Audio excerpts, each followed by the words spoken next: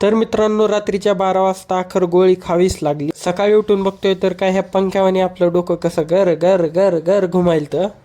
तर मित्रांनो, आपण फुल भुक्कड माणूस आहे. नाश्ता बघून सगळेच विसरलं.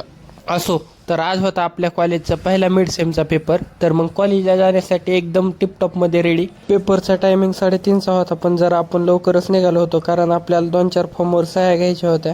बाकीचं काही असो अगर नसो, कॉलेजवाल्याला क्लिअरन्स फॉर्मवर सह्या लागतातच. तर मग लायब्ररी ॲडमिन डिपार्टमेंटमधून सही वगैरे घेऊन निघालो वरी. बॅग वगैरे तिथंच ठेवून, मोबाईल ते ठेवून आपल्याला जायचं होतं वरी. तर मग पेपर वगैरे झाला. पेपर ॲव्हरेज गेला. वाटलं तेवढा सोपाही नव्हता आणि खूप अवघडही नव्हता. तर मग बाहेर आलो. बाहेर पाऊस चालू होता. मग कॉलेजचं आजचं सगळं काम झालं, पेपर वगैरे झालं. मग निघालो आपल्या हॉस्टेलसाठी परत. तर मग हॉस्टेलमध्ये आल्यानंतर आधीच आपल्याला सर्दी झालेली होती आणि त्याच्यावर हे पाऊस. मग गळ्याला शांत करण्यासाठी चहा प्यायला जायचा प्लॅन झाला. तर मग आलोत बाहेर. बाहेर एकदम गार वातावरण होतं. मग चहाला बघून पोट म्हणे, मालिक धन्यवाद, आज लय चांगली सोय केली.